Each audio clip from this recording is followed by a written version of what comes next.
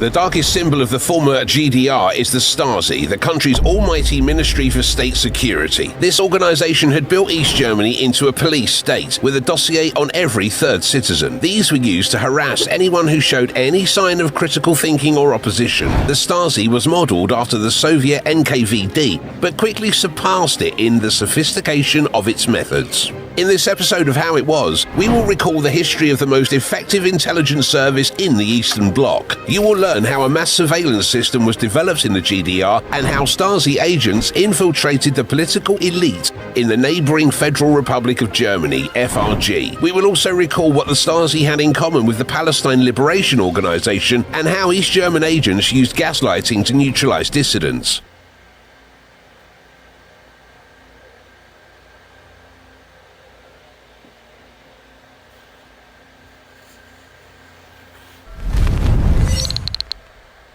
The Ministry for State Security, Ministerium für Staatssicherheit, popularly known as Stasi, was established on February 5, 1950. It was created under the supervision of the Soviet Ministry of State Security, the MGB. Even when it firmly got its feet and took control of the whole country, the Soviet officers continued to supervise their German colleagues. The first head of the Stasi was Wilhelm Zeisser, who had a long relationship with the Soviet authorities back in the 1920s. He collaborated with Soviet intelligence. During the 3 years of his leadership, Zeisser managed to open Stasi offices throughout the GDR and increase the staff by almost 10 times. However, it soon became clear that the new secret service was not yet effective enough. In 1953, a powerful economic crisis broke out in the country. On June 17th, a popular uprising began in the GDR. The Stasi, which was supposed to strangle the rebellion in its inception, failed to cope with the task. Finally, protests of hundreds of thousands of outraged workers were crushed by troops of the USSR and the GDR. The ruling Communist Party, known as the Socialist Unity Party of Germany, was scared of the riots.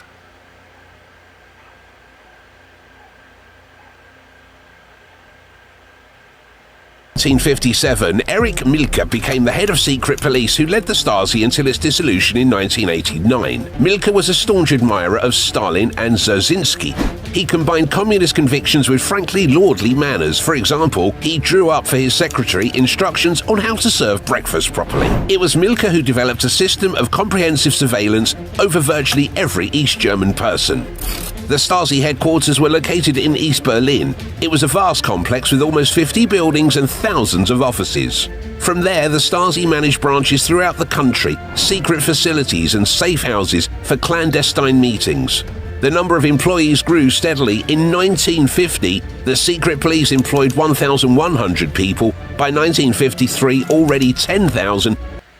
So now y'all have to remember, this was all just in East Stasi Germany, and in 1950 they had 1,100 working for them.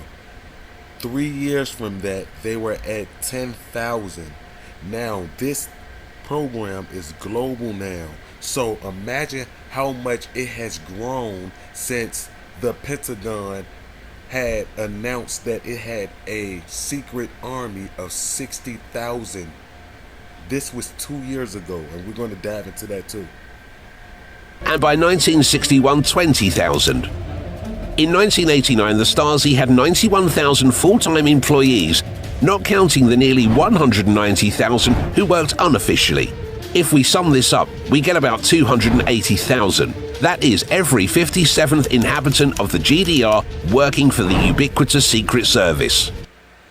So they said 1 in every 57 citizens was an agent. Imagine what that is like now on a global scale. Remember, this was just based in East Germany alone.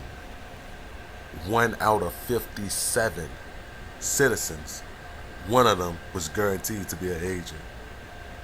Out of, I believe they said there were 16 million citizens. That's crazy. This knowledge is based on the documents that the regime did not manage to destroy. Some historians say there were 500,000 unofficial collaborators, and one former Stasi worker cited 2 million employees. Don't forget that the overall population was about 16 million. For the Stasi officers spied on the inhabitants of the GDR, violating every human right. They tracked down dissidents, followed them, tapped phone calls, and intercepted letters. The agents were armed with advanced spy equipment, bugs, and mini cameras. The Ministry for State Security initiated criminal cases against dissidents, expelled them from the country, threw them in prisons, and staged show trials. For all the years of its existence, the GDR secret police arrested about 250 to 300,000 people. The Stasi even had special prisons for dissidents. They were placed in cells isolated from the world where neither light nor sound could penetrate. Sometimes free thinkers spent years in such cells without accusation of trial just to keep them isolated. However, sometimes the secret police did not resort to arrests. For instance, if the dissident was a too well-known or significant personality. In such cases, other methods of influence were used. For example, the Stasi spread rumors about supposed alcoholism or homosexuality of their victims, or their support of the Nazi ideology. One of the most sophisticated psychological techniques of struggle against free thinkers was the Zersetzung, German for decomposition. It was the targeted gradual use of various means of subtle psychological torture. Zersetzung involved methods like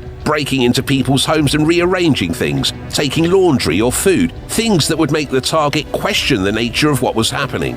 Other practices included calling in the middle of the night from unidentified phone numbers or sending strange objects in anonymous packages. It could also be as simple as being turned down for a job or a permit to travel over and over again. The goal was to spread anxiety and fear, make the victims doubt their mental health, this is called gaslighting, and secretly destroy people's self-confidence, for example, by damaging their reputation. As a result, many victims of Zersetzung not only quit the opposition activities, but also indeed went crazy, drank themselves to death, or committed suicide. The Stasi sought to control all spheres of public life. They opened all letters and parcels coming from the FRG, and thousands of employees listened to telephone calls from West Germany every day. They paid particular attention to the northern regions of the GDR. It was there that the workers' uprising of 1953 began, and the guardians of ideological purity remembered this well. The Stasi agents worked at every enterprise in the GDR, even in the smallest towns. Most often, these were ordinary workers informing the secret police about protest moods or activities.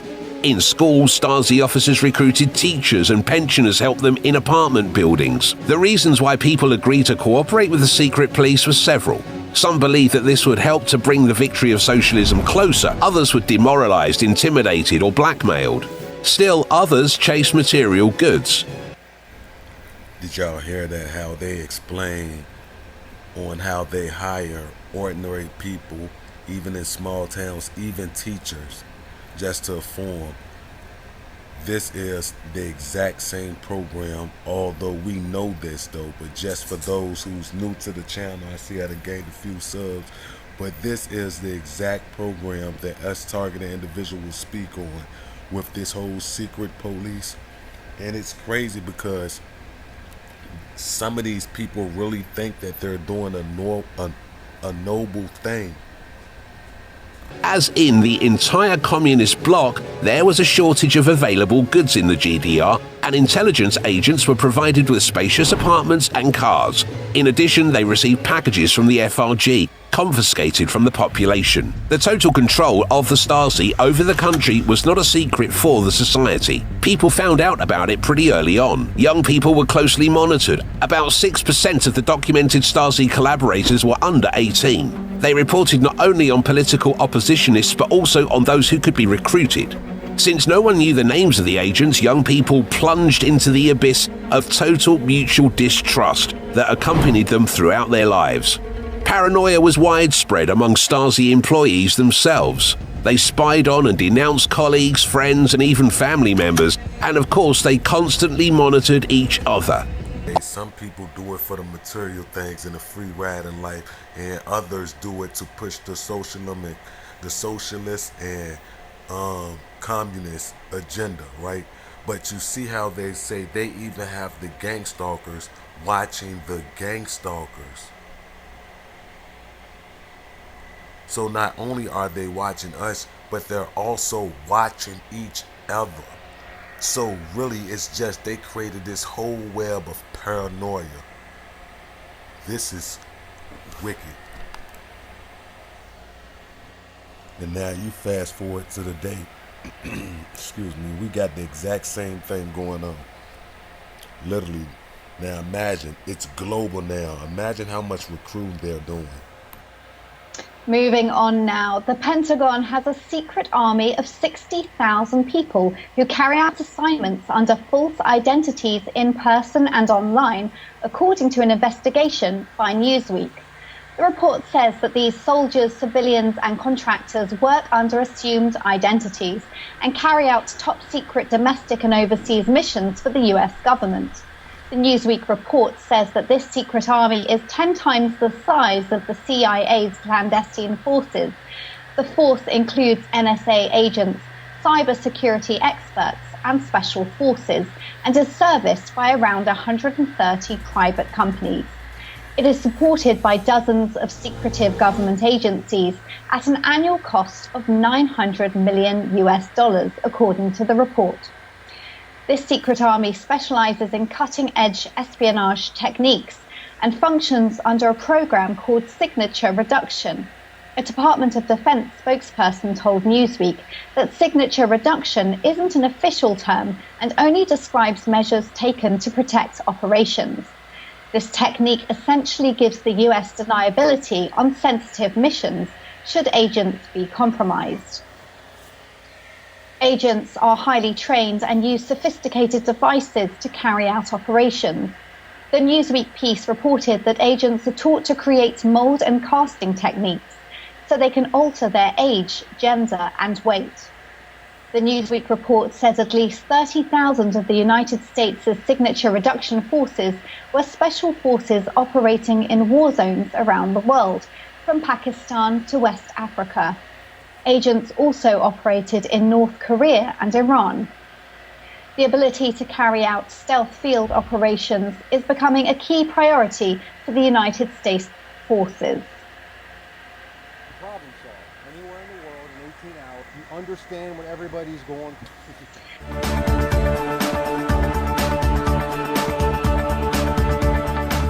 America has the most powerful military in the world. It can demonstrate authority in any part of the world, in any theatre of war, whether it is the land or the air or the high seas. No one in the world can miss American deployments in foreign lands, but America also has a secret and undercover army, an army of 60,000 officers, one that the world knows nothing about. A new report claims these shadow warriors are spread out across the globe, across the world's biggest conflict zones from Pakistan to West Africa. Our next report tells you more about the Pentagon's secret army. They are low profile. They operate under false identities and disguises, sometimes even behind enemy lines. A new report claims America has some 60,000 clandestine officers. This is the largest undercover force that the world has ever known. This secret army has been created by the US Department of Defense, better known as the Pentagon. Reports say this force is 10 times bigger than the number of the CIA's spies. They carry out domestic and foreign assignments, both in military uniforms and under civilian cover, hiding behind the facade of a private business or even a well-known company. No one knows who these officers are and exactly what they do, because America has never talked about this secret force. Unlike the rest of the American intelligence branches, this secret army hasn't been discussed by the US Congress at all. And the US government may want to keep it that way. But an American publication has managed to access some details.